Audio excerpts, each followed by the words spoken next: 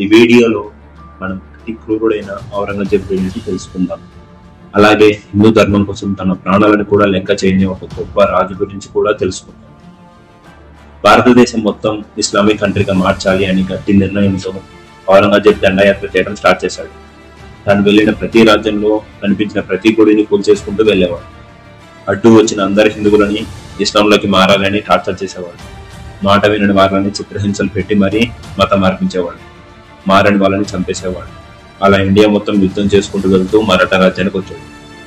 మరాఠా రాజ్యాన్ని కూడా అలాగే ఆక్రమించి అందులో ఉన్న వారందరినీ ఇస్లాంలోకి మార్చాలని ట్రై చేశాడు. కానీ అక్కడ ఉన్నది ఎవరో, ఆయన ఏం చేయగలడో ఔరంగజేబు ఊహించలేకపోయాడు. అక్కడ ఉన్నది మరెవరో కాదు, మత మార్పిడి దాడుల్లో మొఘల్స్ నుంచి ప్రజల్ని రక్షించుకుంటూ రాజ్యంలో అందరినీ సుభిక్షంగా చూసుకుంటూ తన రాజ్యంలో ఎవరికి ఏ ప్రాబ్లం రాకుండా చూసుకునేవాడు. అతనే the great leader Chhatrapati Shivaji Maharaj. ఆయన అన్ని మతాల వారికి ఈక్వల్ గా చూసుకునేవాడు. అంతేకాదు, వేరే మతం నుంచి హిందువుగా మారిన ఒకతనికి తన కూతురు నుంచి పెళ్లి చేశాడు. ఆయన మత మార్పిడి చేసే వారితో యుద్ధం చేసేవాడు, కానీ ఏ మతానికి వ్యతిరేకం కాదు.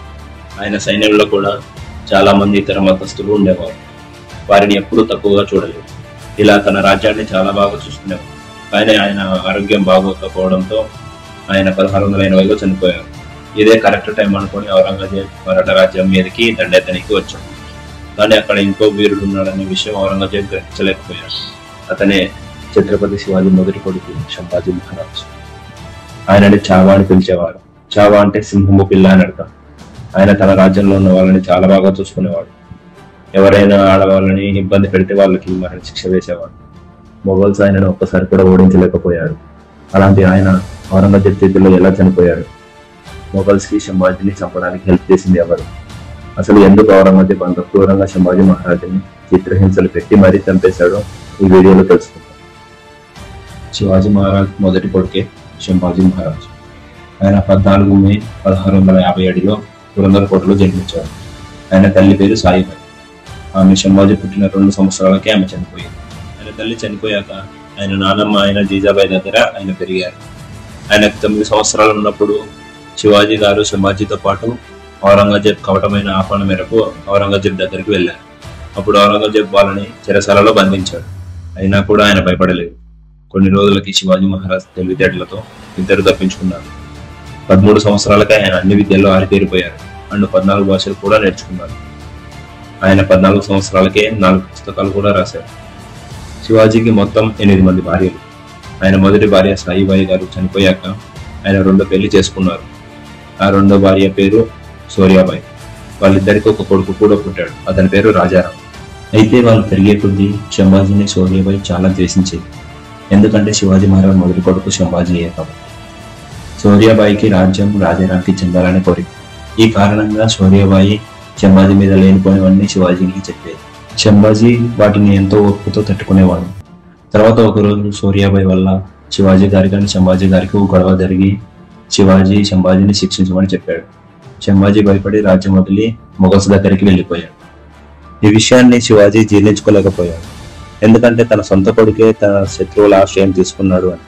కానీ మొఘల్స్ దగ్గర ఉన్నప్పుడు వాళ్ళు హిందువులను శిక్షించే పద్ధతి చూసి అక్కడ ఉండలేక మళ్ళీ మరాఠా రాజ్యానికి తిరిగి వచ్చాడు. వచ్చి శివాజీని క్షమించమని కోరాడు. శివాజీ సంభాజీని క్షమించి తన దగ్గరే పెట్టుకున్నాడు.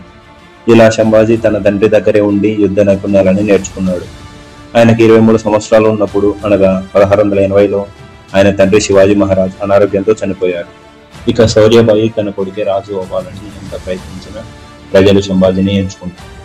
ఎప్పటి నుంచో మరాఠా రాజ్యాన్ని ఆక్రమించి ఆ రాజ్యంలో అందరినీ ఇస్లాములుగా మార్చాలని శివాజీ చావు కోసం వెయిట్ చేస్తున్న ఔరంగజేబ్ సంభాజీ రాజు అయ్యాడని తెలుసుకొని మరాఠా రాజ్యం మీదకి దండెత్తనికి 50 లక్షల మంది సైన్యంతో వచ్చాడు. ఔరంగజేబ్ సైన్యం మొత్తం మరాఠా రాజ్యాన్ని చుట్టుముట్టిన సంభాజీ వారిని ఓడించాడు. ఇలా ఒకసారి కాదు 3 సార్లు ఓడించాడు. తర్వాత సంభాజీని ఓడించడం కష్టం అవుతుంది అనుకొని ఔరంగజేబ్ పోర్చుగీస్ వారిని సహాయం అడిగాడు. పోర్చుగీస్ వారి సహాయంతో కూడా సంభాజీని ఓడించలేకపోయాడు. ఇక చేసేది ఏం లేక ఔరంగజేబ్ మరాఠా రాజ్యం పైన ఆశలు వదులుకున్నాడు. సంభాజీ మహారాజ్ తన రాజ్యంలో ఉన్న వాళ్ళందరినీ చాలా బాగా చూసుకునేవాడు. రాజ్యంలో అందరూ సంభాజీ గురించి చాలా గొప్పగా మాట్లాడుకునేవారు. ఆయన చాలా మంది ప్రజలను మొఘల్స్ నుంచి కాపాడారు. బలవంతంగా మత మార్పిడి అయిన ప్రజలను మళ్ళీ వాళ్ళ ఇష్టమైన మతంలోకి మారవచ్చు అని స్వేచ్ఛనిచ్చాడు. ఇందుకోసం ఒక కమిటీని కూడా ఏర్పాటు చేశాడు. మొఘల్స్ చాలా మంది బ్రాహ్మణులను కూడా ఇస్లాంలోకి కన్వర్ట్ చేశారు. అందులో ఒక బ్రాహ్మణుడు మళ్ళీ తన ఊరు వెళ్ళి నేను బ్రాహ్మణ మతంలోకి మారాలి అనుకుంటున్నాను అంటే అక్కడ ఎవరు అంగీకరించరు. ఎందుకంటే అందరూ తనని అపవిత్రుడు అయినట్టు భావించారు. అప్పుడు ఆ బ్రాహ్మణుడు శంభాజీ మహారాజ్ దగ్గరికి వెళ్ళాడు. శంభాజీ ఆ బ్రాహ్మణుడికి తనకిష్టమైన మతంలోకి మారడానికి హెల్ప్ చేశాడు. ఇలా చాలా మంది ప్రజలకి హెల్ప్ చేశాడు. ఇది ఇలా జరుగుతుండగా శంభాజీ మహారాజు భార్యకి అన్న అయిన గంగి షిర్కే శంభాజీని ఒక పదవి అడిగాడు. ఆ పదవి తనకి ఇవ్వలేదు అని శంభాజీపై పగబట్టి ఔరంగజేబ్ దగ్గరికి వెళ్ళి శంభాజీకి ఉన్న సీక్రెట్స్ అన్ని చెప్పాడు. ఎప్పుడు శంభాజీ ఒంటరిగా ఉంటాడు, ఎక్కడికి తక్కువ సైన్యంతో వెళ్తాడు, ఇలా అన్ని సీక్రెట్స్ ఔరంగజేబ్కి చెప్పాడు. ఇలా అన్ని తెలుసుకున్న ఔరంగజేబ్ శంభాజీని ఒక పథకం ప్రకారం పట్టుకుని చెరసాలలో బంధిస్తాడు. తర్వాత ఔరంగజేబ్ శంభాజీకి 3 షరతులు పెడతాడు. అవి ఒప్పుకుంటే తనకి ప్రాణభిక్ష పెడతానని చెప్పాడు. ఆ 3 షరతులు ఏంటంటే, మొదటిది శంభాజీ కంటే ఔరంగజేబ్ గొప్ప అని ఒప్పుకోవాలి. రెండవది మరాఠా రాజ్యం తనకిచ్చేయాలి. మూడవది శంభాజీ మహారాజ్ ఇస్లాంలోకి మారాలి. శంభాజీ ఆయన తండ్రి గారి ఆశయం గొప్పదని చెప్పి ఏ షరతులు ఒప్పుకోలేదు. శంభాజీని పట్టుకున్నందుకు మొఘల్స్ అందరూ చాలా సంతోషంగా ఉన్నారు. ఆయనని అవమానిస్తూ ఆయన్ని తిడుతూ వీధుల్లో తిప్పేవారు. ఆయన ముఖంపై ఉమ్మేసేవారు. శంభాజీని ఒంటకి కట్టి ఆయనని రాళ్లతో పేడతో కొట్టి అవమానించేవారు. ఇప్పటికైనా షరతులు ఒప్పుకోకపోవడంతో ఆయన గాయాలపై ఉప్పు కారం అంటించేవారు. ఆయన నాలుకను కట్ చేసి కుక్కలకేశారు. ఎంత చేసినా ఆయన కళ్ళల్లో గర్వం తగ్గకపోవడంతో ఆయన కళ్ళని పొడిచి బయటకు తీసేశారు. ఇప్పటికైనా ఇస్లాంకి మారు అని ఫోర్స్ చేశారు. ఆయన కూడా ఆయన ఒప్పుకోలేదు. దాంతో అతని చేతిలో కాళ్ళ గోర్లు బ్రతకుండగానే పీకేశారు. మొఘల్స్ ఆయన శరీరం నుంచి రోజుకొక పార్ట్ కట్ చేస్తూ హింసించేవారు.